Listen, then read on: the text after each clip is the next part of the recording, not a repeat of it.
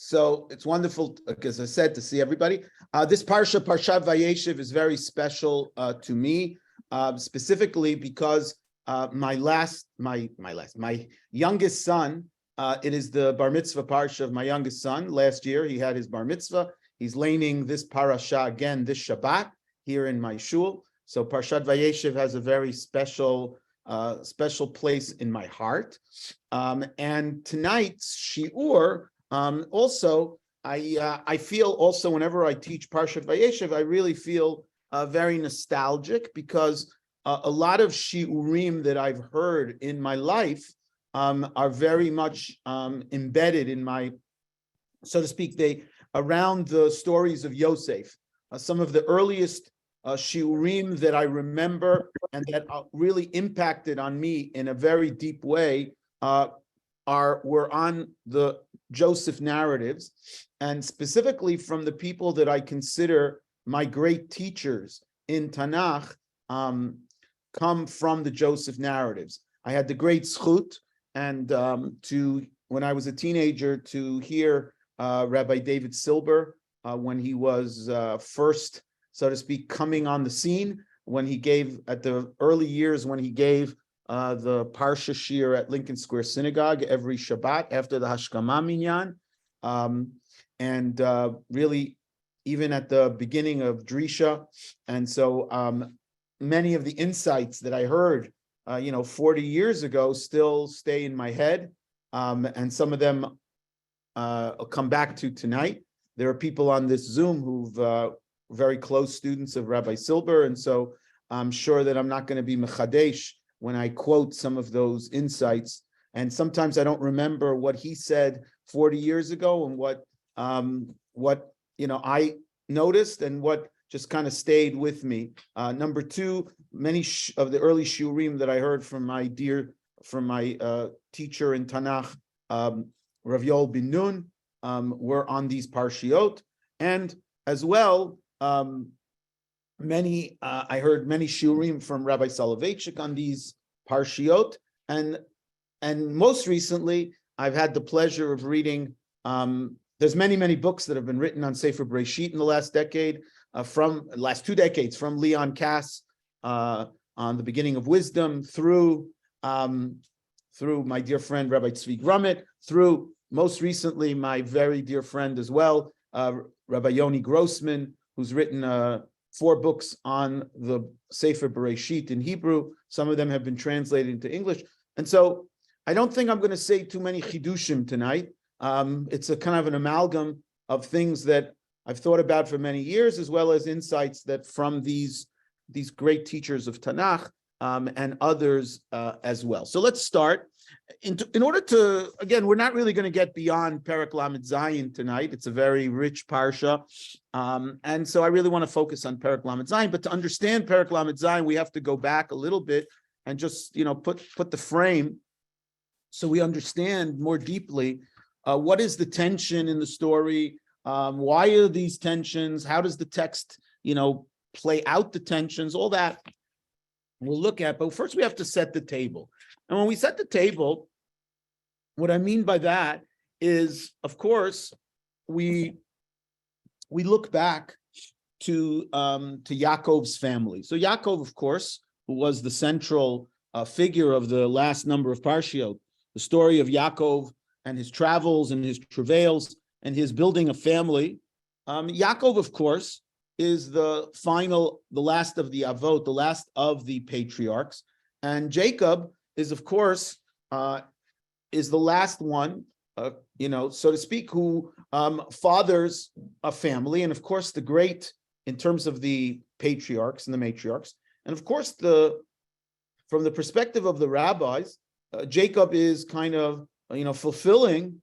He's the one who's going to fulfill the destiny of the covenantal family. He is going to have a family that's going to turn into a people, right? Later on, they're going to be called Bnei Yisrael, the children of Israel. We're not called, sometimes we're called Bnei Avraham, Yitzchak, Yaakov, but ultimately the dominant nomenclature in the Bible and subsequently is Bnei Yisrael, the children of Israel. Israel becomes the patriarch patriarch par excellence. And if we go back, of course, Jacob receives the blessing of Abraham that's been passed on. So if you turn back again with I hope everyone has a chumash with them. If you turn back to chapter 17, when Abraham receives a special blessing, a covenantal blessing at the end of chapter 17. I'm sorry, the beginning of chapter 17. If you turn to chapter 17 in your Genesis, and Abraham was 99, and God appeared to him, and he appeared to him with a new name. Up until this point, the name of God that has appeared to Abraham is Elohim, or Yud-Kei Vav-Kei, Elohim, or the Tetragrammaton. For the first time, God appears with a new name. Vayomer Elav, Ani El Shaddai. Hitalech lifanai v'yeh tamim. I am El Shaddai, whatever that means. Go before me and be whole. You have here what we would call creation language. Of course, reminds us of the creation passage of much, right? Tov ma'od, hine tov ma'od, and the double ma'od. And then later in this passage, God repeats in verse 6, so this is basically what we would call pru urvu. It's just inverted, right? The be fruitful and multiply, but this time it's multiply and be fruitful. Arbeh ve'efrecha me'od me'od. So you have a lot of creation language that Abraham is the beginning of a new creation, and God says to him, as part of this covenant, I'm going to change your name. V'lo yikarei od et shimcha Avram, vayash shimcha Avraham ki av hamon goyim netaticha. You will no longer be called Abraham, Avram, you'll be called Abraham, and you will have children. V'ifreiti otcha b'mod ma'od u'netaticha legoyim u'melachim imcha yitzei. I'm going to make you numerous, and you're going to have kings. It's a tremendous blessing. It's a blessing of you're going to have kings, and you're going to control a territory, and you're going to be a nation, and the whole world is going to be blessed through you. This is also the blessing that Jacob passes on to, excuse me, this is the blessing that Jacob passes on, Isaac passes on to Jacob when Jacob is running away. And Jacob receives, if you look in chapter 27, when Rivka convinces, the beginning of chapter, if you look at chapter 28, Rivka convinces Yitzchak to send Jacob away. So in chapter 28, verse 1, Vayikra Yitzchak el Yaakov vayvarech oto. Kum lech padena aram beita betuel, ve'el Shaddai yivarech otcha. He uses the name of God, which was used in the Brit Milah. And El Shaddai should bless you. V'yafrecha v'yirbecha. And he should make you numerous, fruitful, and multiply. V'ayita likhal amim. V'yitein lecha birkat Avraham. And he should give you the blessing of Abraham. So Jacob here has engaged in the covenantal transfer. It's the covenantal transfer of the blessing of Abraham. And now Jacob can go. Unfortunately, Jacob is not able to immediately fulfill that because he's got to run away from his brother, who might want to kill him. And he also gets stuck in the house of Laban. And in the house of Laban, of course, in Lavan, he ends up marrying. And he has a lot of children. And of course, we all know from the beginning that there's a lot of tension in this family. It's a family that starts off on the wrong foot. It starts off on the foot where someone is deceived and has to marry someone that he doesn't really love, at least at first, or certainly we don't see that intense love. And On the other hand, the one that he did love from the very outset, he is not able to get right away, and he has to work even harder. And so we have this. And of course, the Bible describes this. If you look in chapter 29, in verse 18, Vayeshev Yaakov et Rachel. And Jacob did love Rachel. And you have the whole story there, and he works for Rachel. And then, of course, Leah is supplanted. Rachel is supplanted with Leah. And he feels cheated. And he ends up doing that. And then in the end, he has, the Bible says in chapter 29, verse 29, verse 30, Vayavo gamel Rachel, he marries Rachel, Vayehav gamet Rachel mileah. Even though he had been already living for 7 years with Leah, he still loved Rachel more than Leah. And of course, the Bible tells us, Vayar Hashem kisnuah Leah. So it's not just that Leah is not loved, but she is presented as hated. Keep that term in the back pocket. She's hated. She's hated. And of course, in recompense, God gives her children. And she speaks of the pain. Ki ra'ah Hashem be'onyi. God sees that I have suffered. And then she has Shimon, Vatomer ki shama Hashem ki snua anochi. God saw that I was hated twice. Leah is either described by God's perspective as being hated, which of course is a very strong language. I don't necessarily mean that, Yaakov went around and screamed at her. But in relationship to Rachel, clearly she was not loved in the way that Rachel was loved, and therefore she was snu'ah. That's what the text says. The text says she's hated. That's what it says. I didn't make it up. That's what it says. So again, you can either read it as really, even if you want to soften it, it's only in relationship to Rachel, she certainly felt herself in a very difficult position. And then, of course, so you have that tension. You have the tension between Leah and Rachel, which bubbles up in a tension between Jacob and Rachel. In chapter 30, verse 1, Vatera Rachel ki lo yalda liYaakov, vatikanei Rachel ba'achota. Keep that also in the back pocket. Keep it in the back pocket. So listen to this family. You have sinah, and you have kinah, you have hate, and you have jealousy. Okay, all the things you don't want for your own family. You have from the very outset of this family, it's revolving around. You have tremendous tension. Vatomer el Yaakov avali banim v'im ayin meita anochi. Give me children, I'm going to die.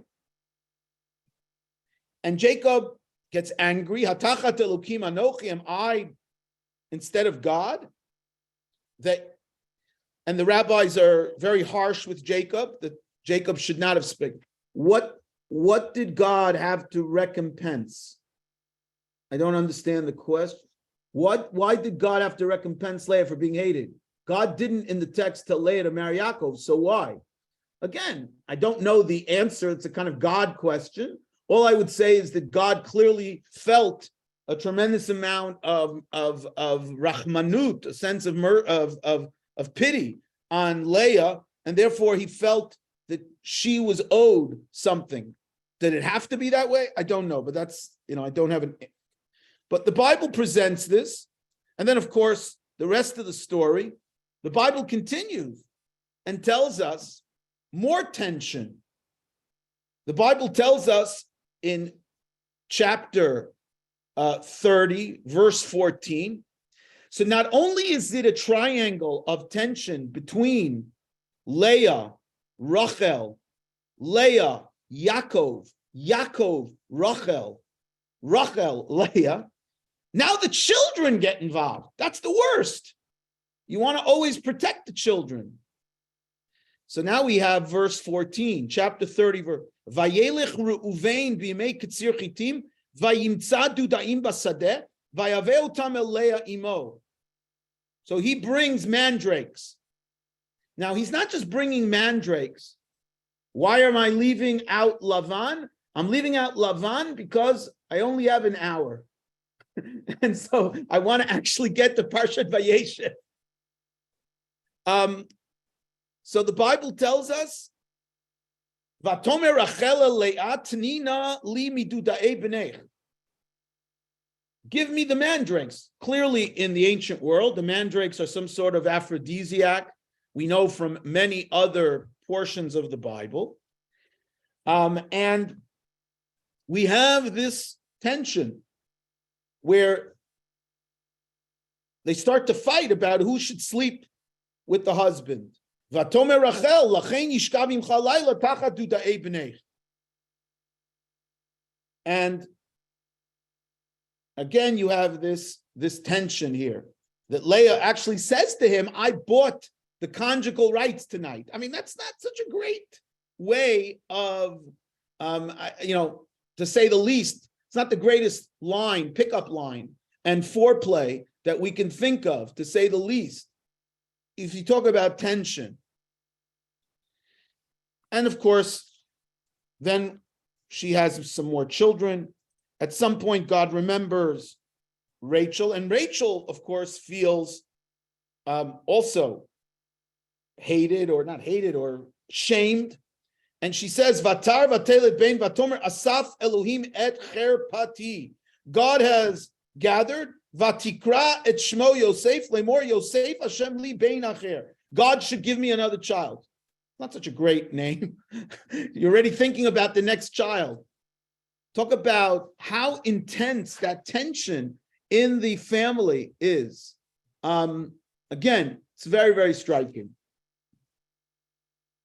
But at this point, Jacob recognizes, meaning he's had already 12 children, if you count Leah, or 11 children, if you count Dinah, and yet he was very comfortable. He didn't leave. He only is ready to leave when he has a child from Rachel. That's when he says, notice, Vahik asher yalda Rachel et Yosef, chapter 30, verse 25, when Rachel had Joseph, Vayomer Yaakov Lavan, shalcheni ve'elchal mekomi. Now I can fulfill my vow to return to this place which was called Beit El. Now I can return to the vow. Why not before? Because he didn't feel that he really had a family until he had a child from Rachel. Talk about tension, maybe they wanted to leave, 3 years before. But no, until he had a child from Rachel, he couldn't feel like he could return, and he didn't feel like God had fulfilled his destiny with him, and now he could return. And so now, of course, he leaves, and I'm not going into the whole story, but he eventually has a reconciliation with Esav. He comes back, and one thinks that everything should be great. Unfortunately, of course, we have chapter 34, which the Bible emphasizes. So again, just to summarize, until we get to the rape of Dinah, we already know this is a family full of tremendous tension. It's a marriage that started with tremendous tension between the two wives. And that's why in the Bible, of course, when you're married to two women, it's called a tzara. It's not by chance. Tzara. Tzara literally means sorrow or pain or suffering, because it often involves that of tension and competition. And here too, so we have that. We already seen competition between the women. We also see that the children have already gotten involved, specifically Reuven, who is the Bechor, who is the, okay. We then see the story of Dinah. And again, I'm not teaching the story of Dinah, but one thing is clear. Who gets involved in the story of Dinah? First of all, the Bible goes out of its way to tell us, Vateitze Dinah bat Leah asher yalda Yaakov. Again, we're not stupid. We just read the chapters. We know that Dinah is the daughter of Leah. but the text wants to emphasize Dinah bat Leah. This is happening to the daughter of Leah. It's not happening to anybody else. And the Bible, of course, tells us the stories of the rape of Dinah, the capture of Dinah, the hostage taking, and the reaction of the children, the brothers. And the brothers are very angry. And who's specifically angry? The Bible tells us who's specifically angry. It tells us that Shimon and Levi are angry. Shimon and Levi, of course, are the next two children of the Leah line. So we saw Reuven getting involved in the story. We see Shimon and Levi get involved in the story. The next two children, the next two leadership roles, going and killing the city. And clearly, they get involved and they attack, and Yaakov is not happy. And the Bible ends the chapter on a note, Vayomru, Shimon and Levi said, right? Jacob rebuked Shimon and Levi. Vayomer Yaakov el Shimon v'Levi, chapter 34, verse 30. Vayomer Yaakov el Shimon v'Levi, achartem oti lav isheni b'yoshev haaretz baknani rapriziv, ani metei mispar v'nesu alai v'ikuni. Vayomru achazoneh yaset achutenu. And they said, will she be made like a prostitute? Which is a very strong thing to say. Parenthetically, Rabbi Silber, I still remember this from 40 years ago, noted, interestingly enough, and we'll come back to this, he noted that while verse 30 says, Vayomer Yaakov el Shimon ve'el Levi, in the response, it doesn't say Vayomru elav, and they said back to him. It says Vayomru. Did they not say it directly to Jacob? Did they go back home and murmur amongst themselves and simply express this anger? It's an interesting point that we have to think about. We then are told about Jacob, who returns to Beit El. He returns to the place where he had left and where he had made the vow. And now he has a family and he is ready to serve God. And it seems like the covenantal destiny will be fulfilled. Chapter 35, verse 9. Vayomer Elohim el Yaakov, od v'vo mipan ha'Rama barechoto.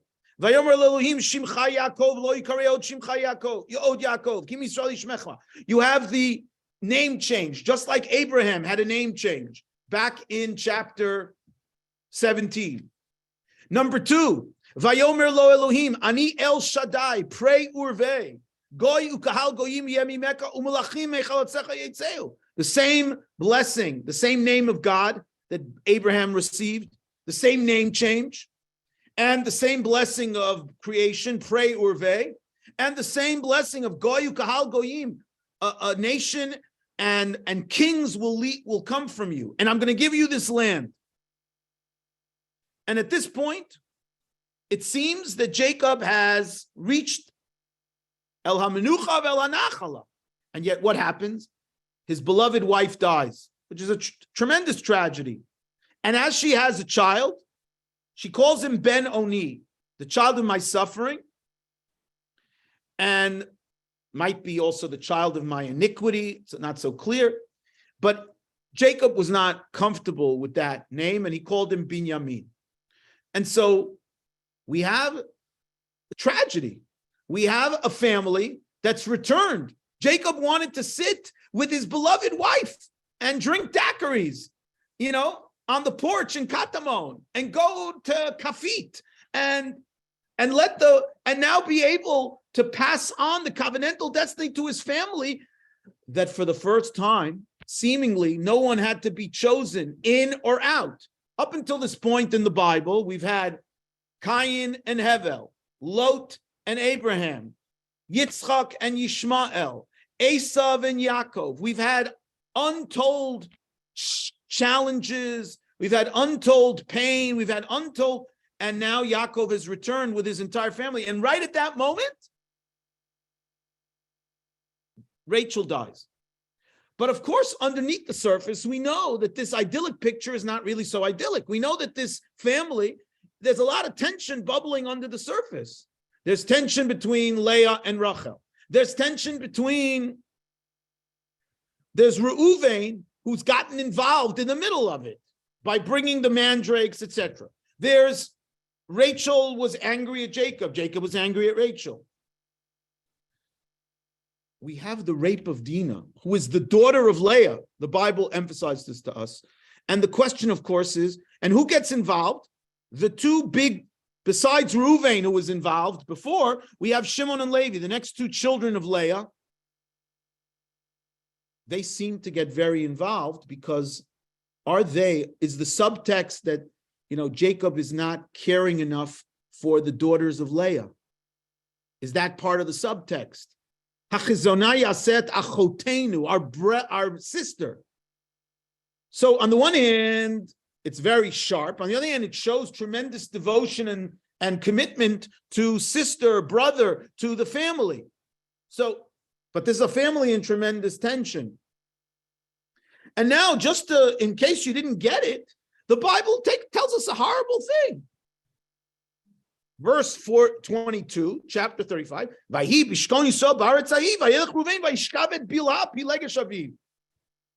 He sleeps with Bilhah. Who's Bilhah? Bilhah is not the Pilegesh of Leah. She's not the concubine of Leah. She's the concubine of Rachel.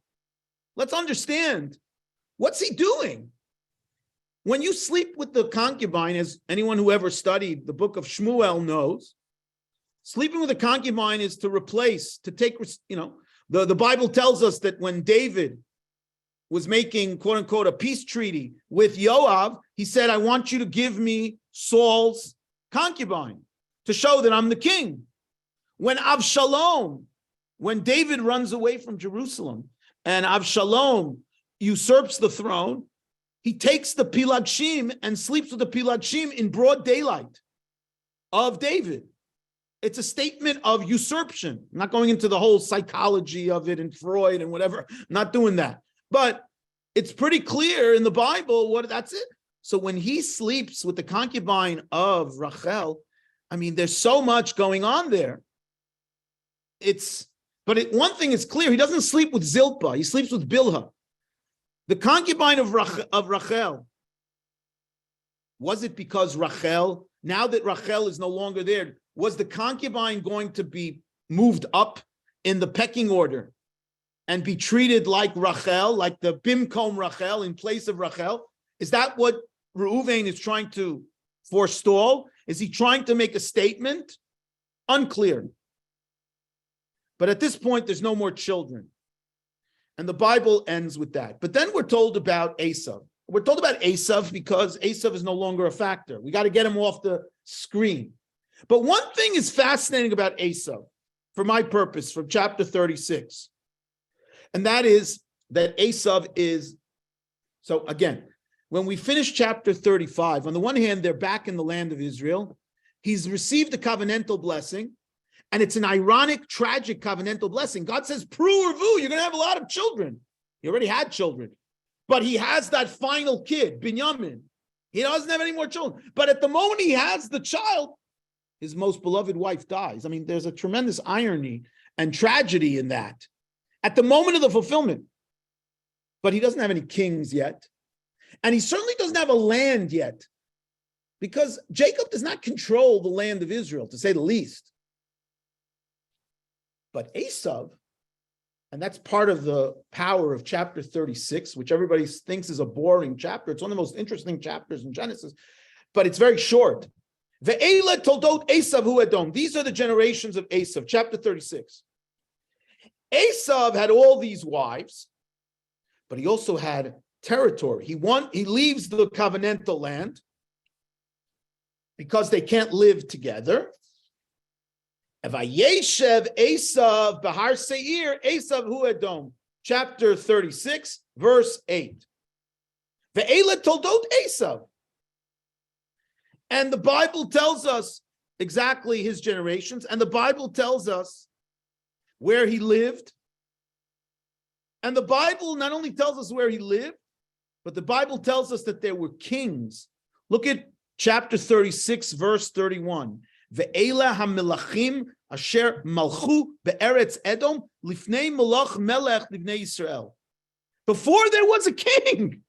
Before there was a king in Israel. I am not going here. That's a totally different shir. If Jay wants to invite me about the biblical criticism issue, that it sounds like the author of this passage knows that there's already kings in Israel and is talking about this, that Esav already had kings before there were kings in Israel. And I'm not going to talk about the fact that one of those kings is named Shaul in verse 38. Vayamat Shaul, vayimloch tachtav. Not going to talk about that.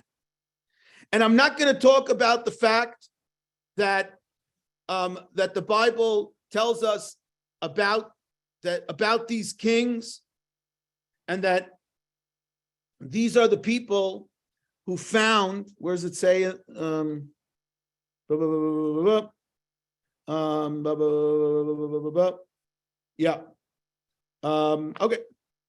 But the point is that Esav is ensconced in the land of Edom, and there's kings. He's established, while Jacob is not established. And now we can start chapter 37. Because chapter 37 tells us what? Chapter 36 ended. I'm sorry, chapter 36 and chapter 37, the Rashbam notes, have to be read together.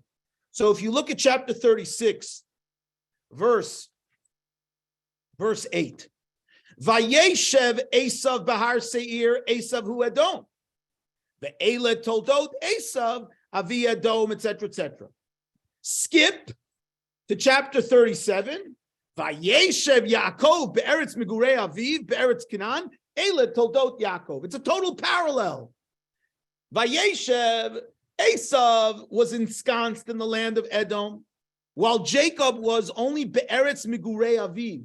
He was in the land that his father had traversed. A little bit unclear. Does he actually control the land? Does he not control the land? Ele toldot Yaakov. And now these are the generations of Yaakov, except in contrast to Esav, who we want to get off the scene very quickly. Jacob is part of the covenantal destiny, history, etc. So we have to talk at length about what happened to Jacob and his family. So now we can start with all this background, we now start chapter 37, because chapter 37 is now pregnant with meaning.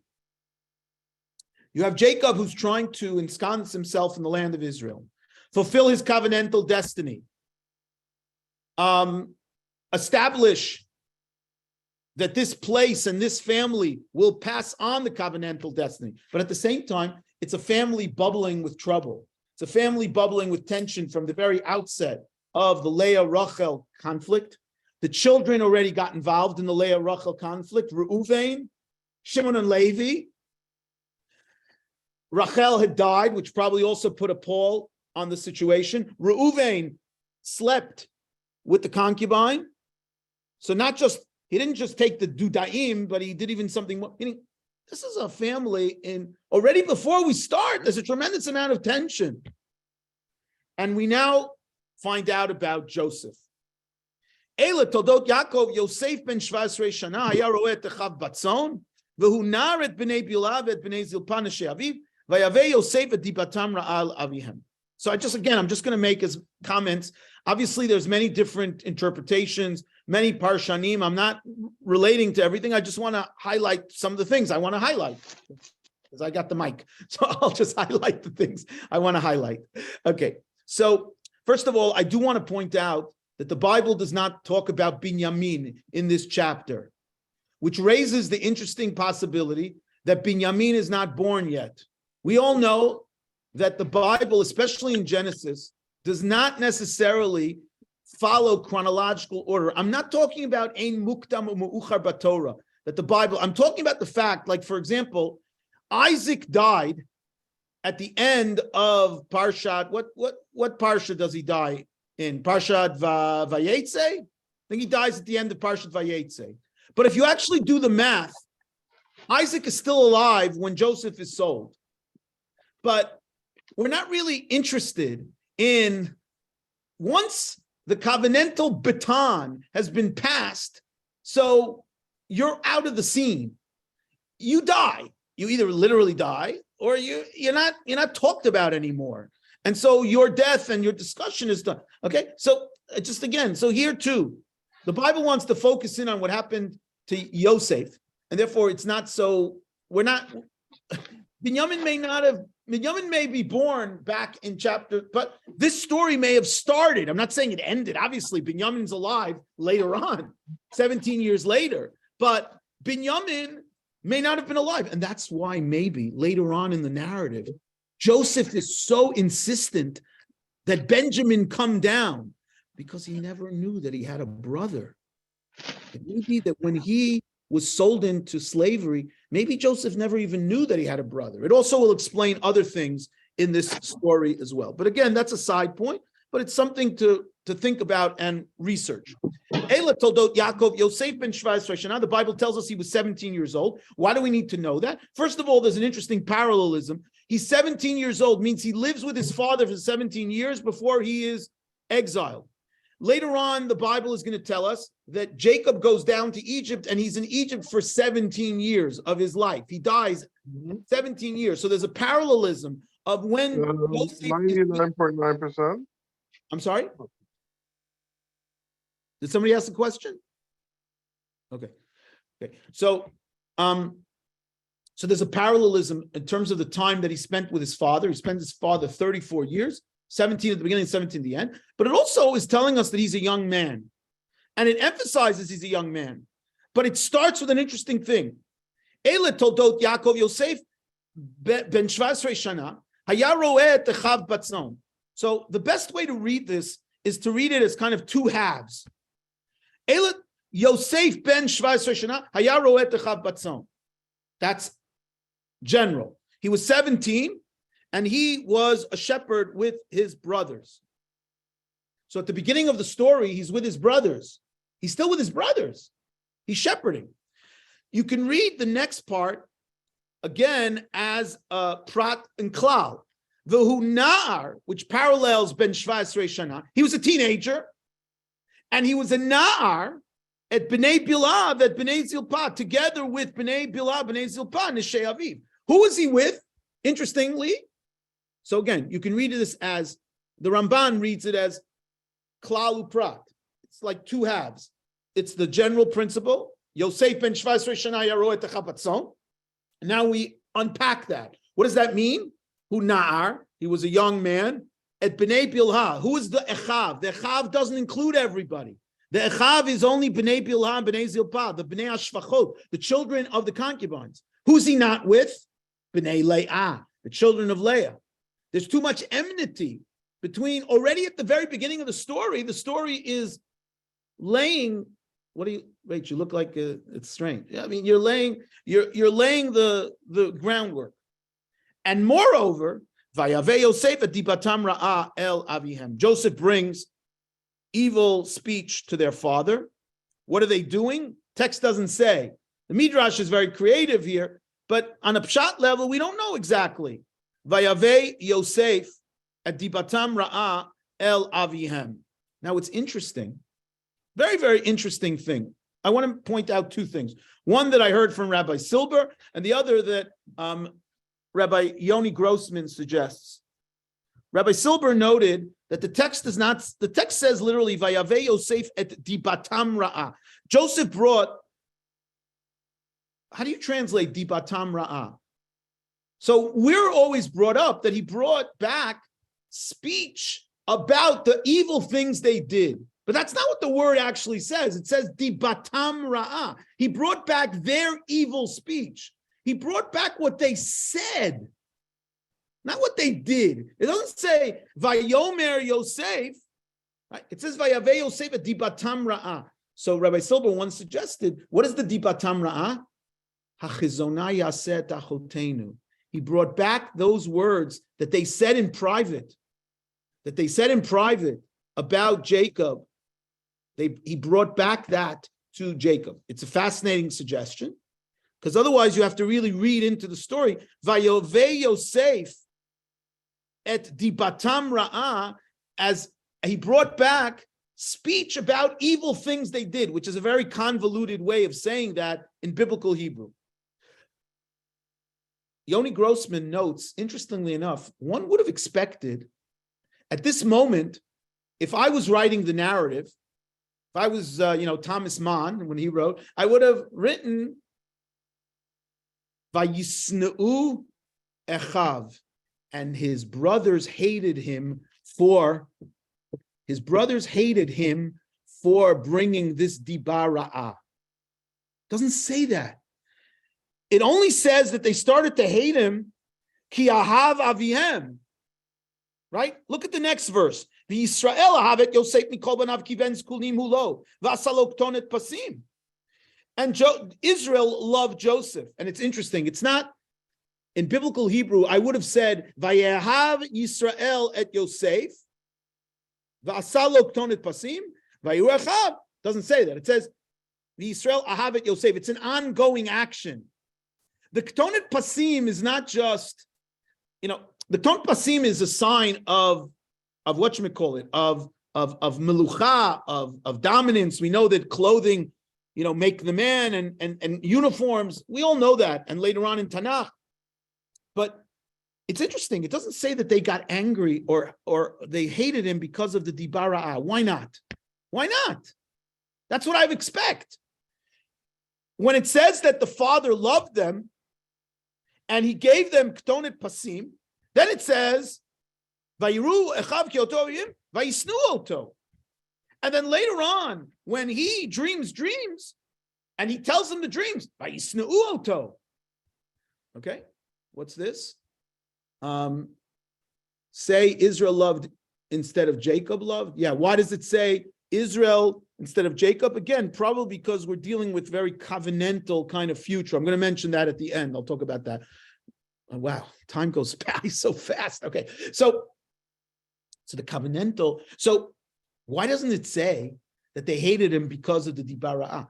It's like, we expect that to have, the love of the father, which is expressed in the Ketonet Pasim, that is brought as a reason why they hated him. The chalomot, the dreams, that's a reason that they hated him. But when it comes to the dibara'ah, it doesn't say it. If your wild pshat, was not correct, we cannot understand why it's Yosef and not Binyamin, who is the Ben Zekunim, a problem that bothered the commentators. Right, exactly. We now understand, exactly. I was going to get to that. Jay, you jumped the gun.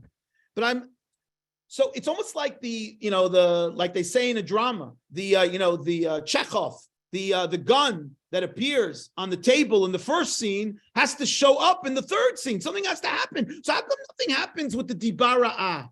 Why doesn't it say they hated him? And so Rabbi Grossman suggested something very insightful, that maybe it's dafka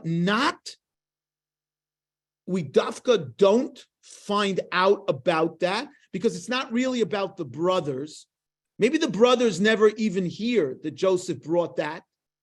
And the reason it's here is to tell us about the development of the character of Joseph, because later on in the Bible, in the narrative, Joseph has a number of opportunities to also bring back evil tidings about the brothers. For example, at the end of the story, he never tells Jacob, you know what my brothers did to me? You know what they did to me? In fact, he makes up a lie that my father said to me, don't hurt you. We maybe this is dropped here in order to talk about the development of Joseph.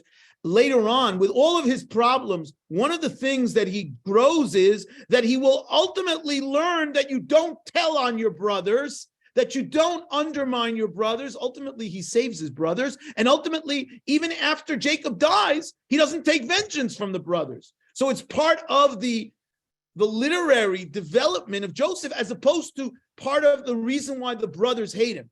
Now, Jay said correctly that the text says, the Yisrael ahavet Yosef mikol banav kiven zekunim hulo. And all the Mefarshim are so troubled by, what do you mean kiven zekunim hulo? Because he was the youngest. He's not the youngest.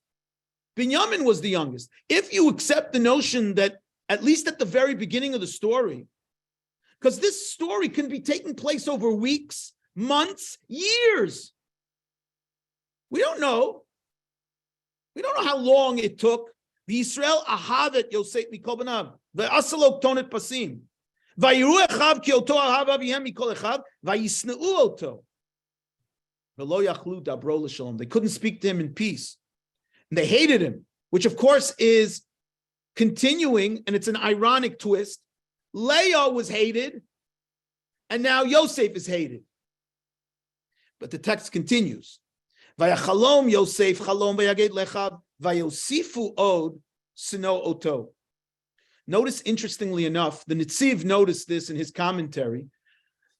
It says, the brothers saw that he was beloved. Vayisnu oto. I'm sorry, that was the first part. Vayachalom Yosef chalom vayaged lechav vayosifu od sino oto. And as Rabbi Silber noted correctly, it's a play on words. Vayosifu od sino oto. They added to the hate. Yosef li bein acher. God should add a child.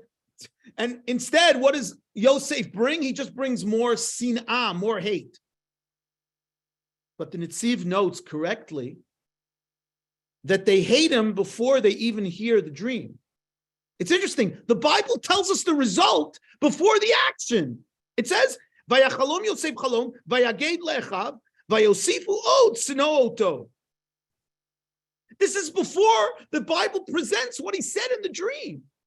It's an interesting construction of the narrative to say to us that the very fact that he told them the dream was enough. He could have told them, I saw rainbows and unicorns. But the fact that he was saying it to them and it somehow was relevant to them was enough to get them, okay? That's what the Netziv, just to read you outside the language of the Netziv, okay? The language of the Netziv, Rabbi Naftali Tzvi Yehuda Berlin. So the Netziv says, Od lo higia hamikra l'saper hachalom, el al hagadat hachalom shelo sifu sinah. The very fact that he told it was already enough to create sinah. Yeh eze chalom shiyeh. Okay? And this is the fact, because why would Joseph be telling them dreams? So then let's read the dream. Vayomer alehem shimuna chalom azer shechalamti. Listen to the dream I dreamed. V'nei anachnu me'almim alumim b'toch hasadeh. We were engaged in bringing up sheaves. Me'almim alumim b'toch hasadeh. V'nei kam alumati v'gam nitzava. So everybody's noted, of course, that he's talking about agriculture, even though they're not farmers, they're ro'et zon, they're shepherds. Obviously, he's projecting to the future about the control of the economy, which is eventually what he was going to do. He was going to become the controller of the economy. They understand very well. Vayosifu od sinoto al chalomotav al dvarav. Vayachalom od chalom acher. Verse 9. He has another dream. Vayisaper oto lecha. Vayomer hinei chalamti chalom od. V'hinei hashemesh v'ayarech v'achar asar kochav mishtachamim li. Vayisaper el aviv elecha. Vayigar bo aviv. Vayomer lo ma chalom azer shechalamti. Avo navo ani ve'imi imcha v'achech lishtachavod lecha arza. Vayikanu bo echav. I want to make a few points, and those points will probably take us to the end of the shir. Point number one, which also connects with that wild shot that Jay called it the wild shot. Notice that he says he moves away, of course, from talking about agriculture to talking about people. V'nei shemesh v'yarech v'achad asar kochavim mishtachavim li, to me. And the father says, will I and your mother and your brothers come to bow down to you? And everybody goes crazy. What do you mean your mother? Your mother died in chapter 35. But if this part of the story happened prior to the death of Rachel, then it may be that in Hachanami, that's what happens. Even before. So then you'll ask me, so then what's the 11? So the 11th is Dinah. The 11th is Dinah. There are 10 boys and a Dinah and a girl. No doubt about it. So one could read it that way in terms of pshat. If it's a chalom, I don't know what the chalom ultimately, but that may be reading. But I want to go deeper. Notice the reaction of the brothers. Vayikanu bo echav. 3 times we've had sin'ah, hate. When they hear that the father loved Joseph, the Yisrael Ahav Yosef Mikol Banav, Vayeru echav ki oto ahav avihem, mikol echav vayisneu oto. They hated. The first dream, vayosifu od snow oto. They hated him. He told them the dream. They hated him. But on the second dream, it's not sina anymore. It's not hate. It's jealousy. Now, on the one hand, we close the circle because remember that Leah was hated, and Leah also, there was jealousy.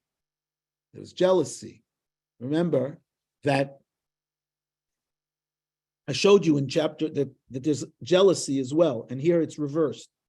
But I want to say something else, and this is again noted by a number of writers.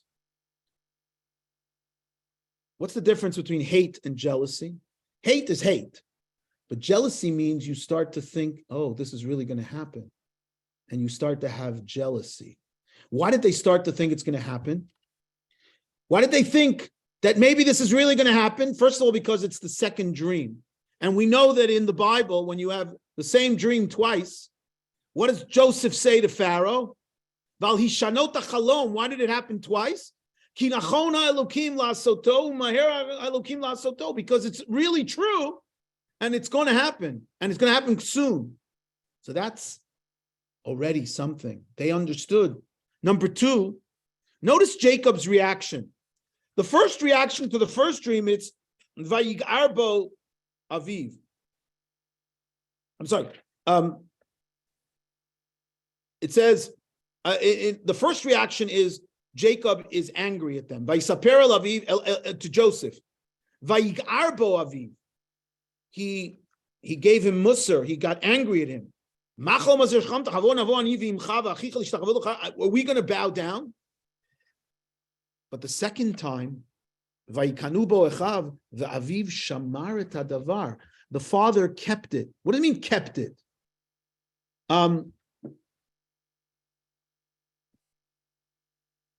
Yeah. The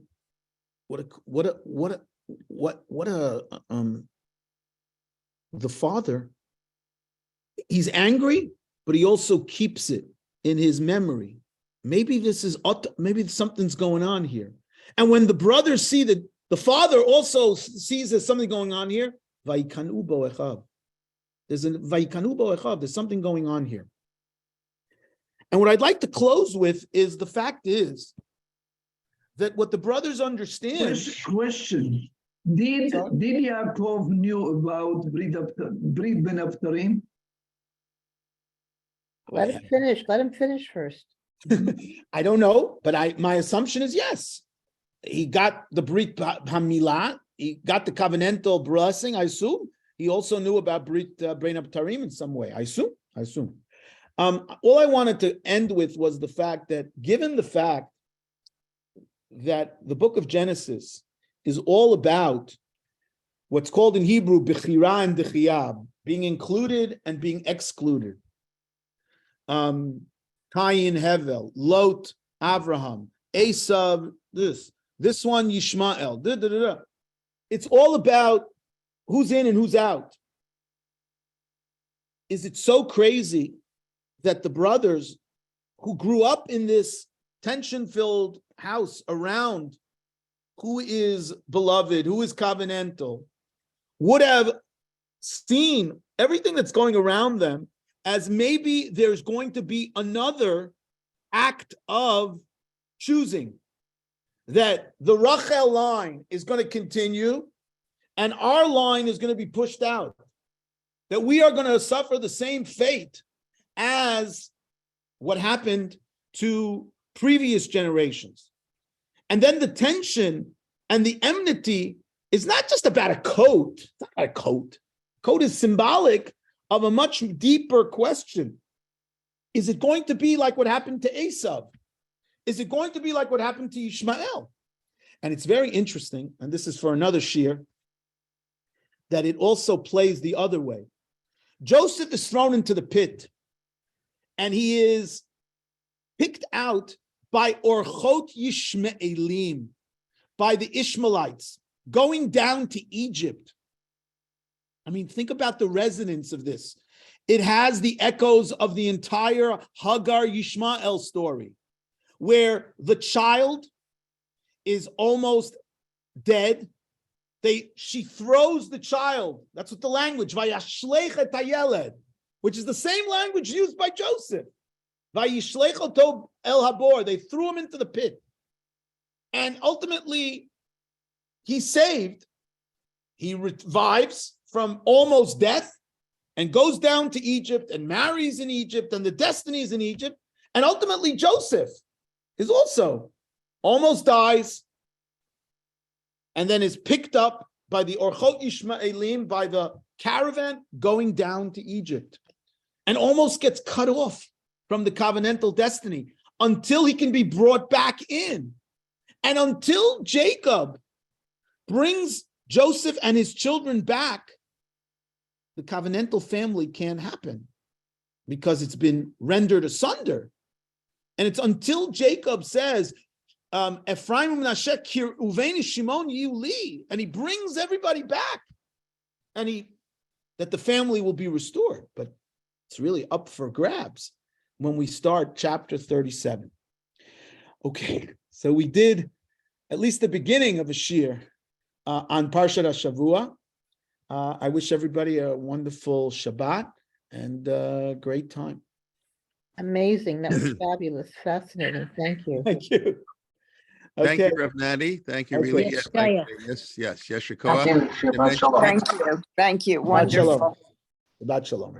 Next week, Ruth Shane, who's here, comes to so many of our classes. We'll be giving the shir next Thursday night. I'll say now, I haven't even told you yet. Please God, I'll be on a plane to Israel. So I feel actually quite, what can I do? But for a good cause. So I'll have to listen afterwards. So like I mentioned in the beginning, I'll be going for the first time since before COVID. Two of my kids are in Israel, so it's time to visit.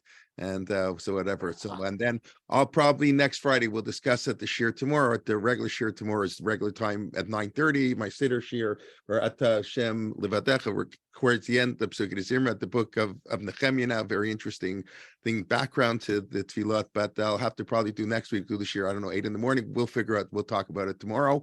And then of course next week, besides Benny Gesundheit is going to kick off the week now with the second part of his shir, the menorah of Zechariah at 10 o'clock. And Rabbi Liebtag will be giving a 2-part mini, all our Hanukkah series are mini series on my Hanukkah, where he'll give his regular stop of switching on to Hanukkah. And then on Monday, Lindy Guhartz will be back along with now I forget who else is on Monday. And Ari Shwat, Rabbi Ari Shwat, and the Maccabees. We got all kinds of interesting stuff. And then on Wednesday, Yoni Feintuch is making his debut on Zoom. I see Nadi is shaking his head. Yoni Feintuch is one of the experts on Agadah, sort of the new burgeoning field in Israel. I didn't even know how to say it in English.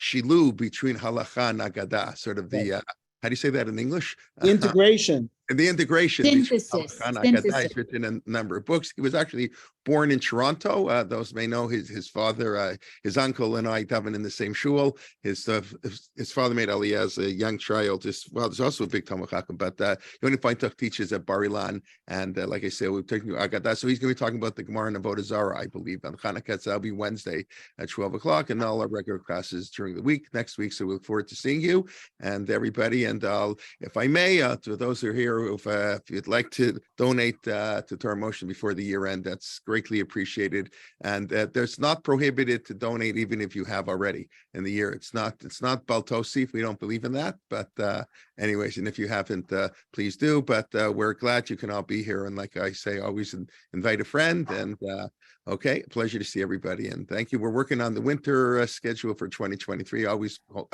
happy to hear your ideas and suggestions. Okay, Lila Tov, everybody. And lots to think about.